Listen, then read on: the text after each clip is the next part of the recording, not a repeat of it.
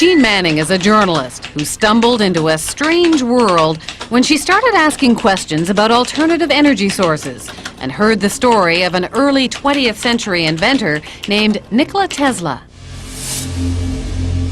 Tesla is almost a cult hero and an overlooked genius, and he has so many inventions that are at the basis of technologies that we have today. She went to a conference on Tesla and had a close encounter with a mysterious scientific researcher who became her deep throat, her Mr. X. He sent me a file of materials about the Bernard Eastlund patent. About a month ago, the U.S. Patent Office granted a patent to a Houston-based scientist, Dr. Bernard Eastlund, for an invention which, Dr. Eastlund says, could be used to change the weather. Dr. Eastlund says the invention could also be used to disrupt communications all over the world and might be used to destroy or deflect a missile attack. The Eastlund patents had the ring of the mad scientist aspect of Tesla.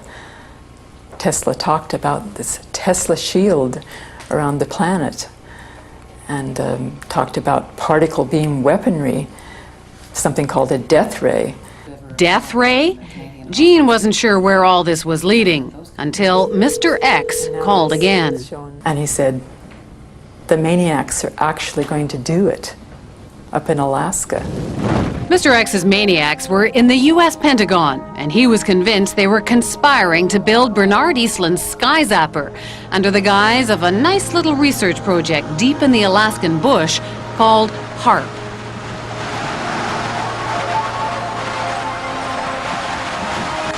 The basic concept is to build a very large antenna, then to utilize a large amount of power and to beam those radio waves up into the upper atmosphere.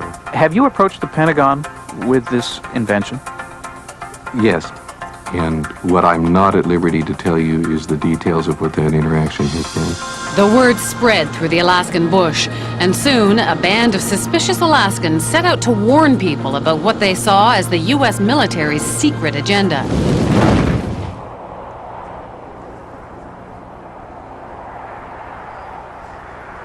And what you have with HAARP is sort of the universal hammer for geophysical warfare. Nick Begich is the chief conspiracy theorist. So when did you know that you were onto something? I think as soon as I saw the references to Tesla's work, and when I read Bernard Eastlund's original patents, I realized that what we really had here in Alaska was a prototype for a ground-based Star Wars weapon system. HAARP is a non-classified project run not by Bernard Eastlund, but by the U.S. Army and Navy.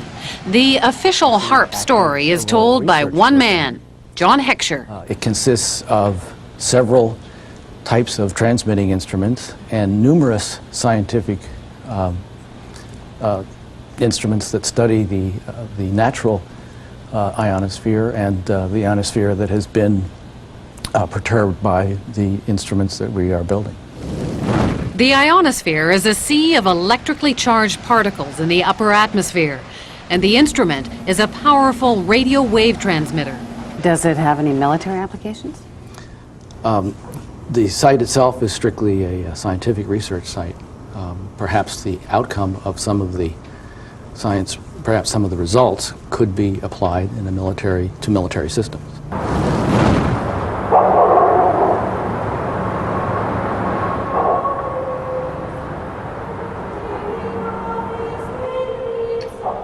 Just a little physics project? Jim Roderick isn't buying it.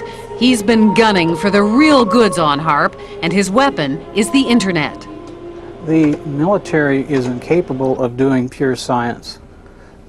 Science is conducted by them for application in weapon systems, for no other reasons. From his shack in the middle of an Alaskan village, Jim and his co-conspirators around the globe have been tapping into databases. They've dredged up hundreds of long-buried scientific reports and even some internal documents from the military. They call it the world's first techno-protest, and they did it all on the military's own baby, the net. Plans for HAARP activities correlate with projections of what can be done in the Eastland patents. It's that simple. So it's not a coincidence. It's not a coincidence. Well, I hate to disagree with you, but it's not his patent that we're building. Superficially, yes. They send energy up into the ionosphere, but the Eastland patents require huge, prodigious, in fact, amounts of power, like 100 billion watts. Remember that number, 100 billion watts. You'll hear it again later. HAARP requires only 3 million watts. There is a paper trail leading No. us back to Eastland. No, there is not. There is no paper trail that I'm aware of that's leading back to Eastland. Eastland used to be an employee of the company which is building HAARP, but that's pure coincidence. Is it also a coincidence that the tiny company that owned Eastland's patents was later swallowed up by an enormous military intelligence firm called E-Systems?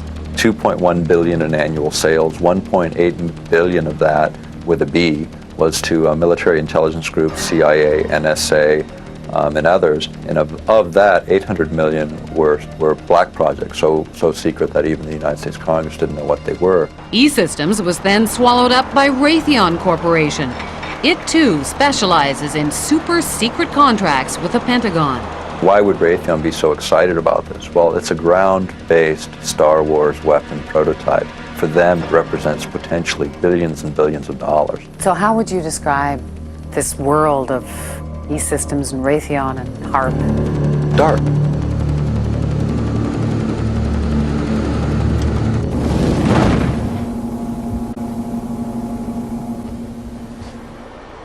There's a lot of people around here that have a really lot of strange ideas, and I think many of them are pretty bizarre. Michelle do you Angbritson know, keeps I mean, the HAARP computers from freezing up in between visits from the military scientists. Do you know, I mean, do you understand what they're doing here when the scientists come in? You mean when the scientists come in and shoot the beams up?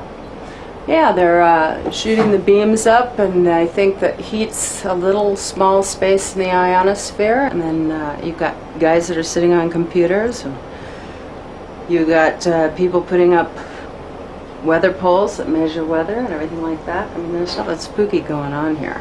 There have been claims made by some scientists that that you could heat up the ionosphere and affect local weather. If you were to do Eastland patents, I have no doubt that's the case. Claims are being made that it could disrupt global communications. Global? Yes, No. that it could shut down another country's communication system and enhance your own, Not HAARP. Not HAARP in as it is Alaska. now. No. But you couldn't disable any systems?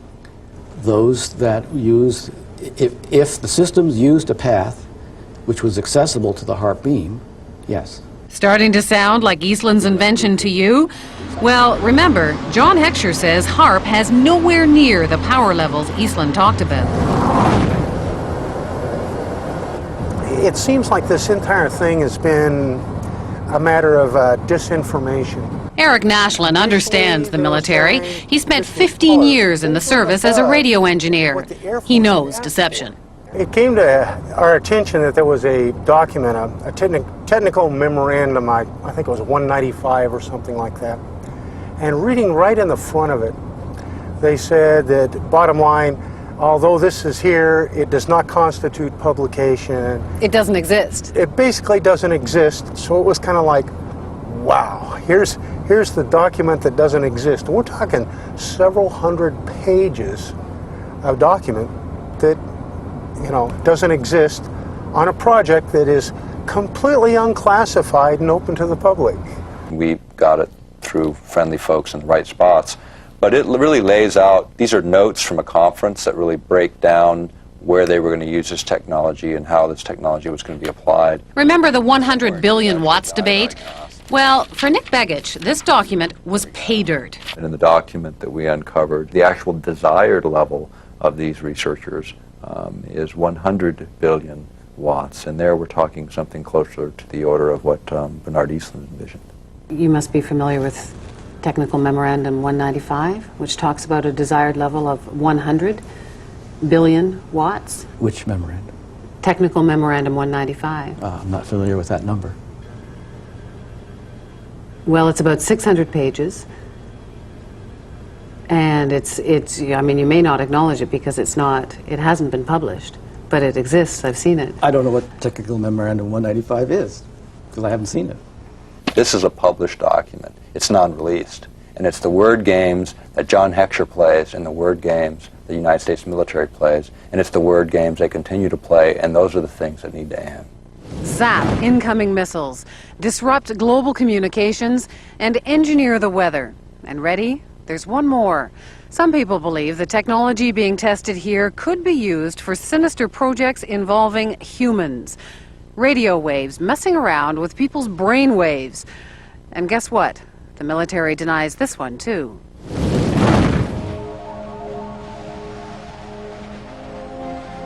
The human mind is subject to being affected by radio frequency energy, and that's what this device is. In other words, you can move the moods of large populations using this kind of technology. So now we have not just maniacs in the Pentagon, but a bunch of Dr. Strangeloves? Pretty weird stuff. But scientists have been experimenting with radio frequencies on animals' brains for decades.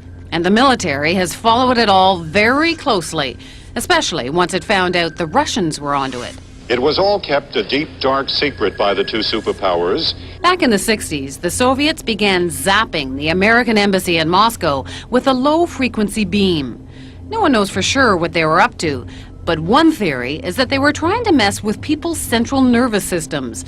And one report did say the diplomats got depressed a lot. And hey, just think of all the nifty applications against the enemy. Why blow people up when you can drive them crazy? From documents dating back into the early 80s, we see that the military had discussed the possibilities of mind control through radio frequency energy. The possibility is there. The military has studied it. A 1982 Air Force report called radio frequency energy a major new research initiative and said that RF can, quote, disrupt normal purposeful behavior. A 1987 military report called for more research on RF energy as a non-lethal weapon, while pointing out that most of the existing technology is classified. And sure enough, in 1993, there was a big conference at Johns Hopkins University. Here, the entire conference was classified. But the agenda wasn't, and weapons using extremely low radio frequencies, or ELFs, were listed as a very attractive option. Is it just a coincidence that there's been all of this talk and that HAARP will be experimenting with this? Is that all just coincidence? I believe the ability of ELF to affect the mind is a side issue for us. It may be real. I can't say. It's been exceedingly difficult to find information on what is supposed to be a major new initiative of the military. All we see is HAARP. Well, then I'm being kept in the dark, if that's the case. The question is, could they, would they? And we believe they can, and we believe they will. Somewhere, at some point, all of this technology merges at some level within the Pentagon, and it happens to be in Alaska, and it happens to be now. It isn't just conspiracy theorists who are concerned about HAARP. In January of 1999, the European Union called the project of global concern and passed a resolution calling for more information on its health and environmental risks. Despite those concerns, officials at HAARP insist the project is nothing more sinister than a radio science research facility.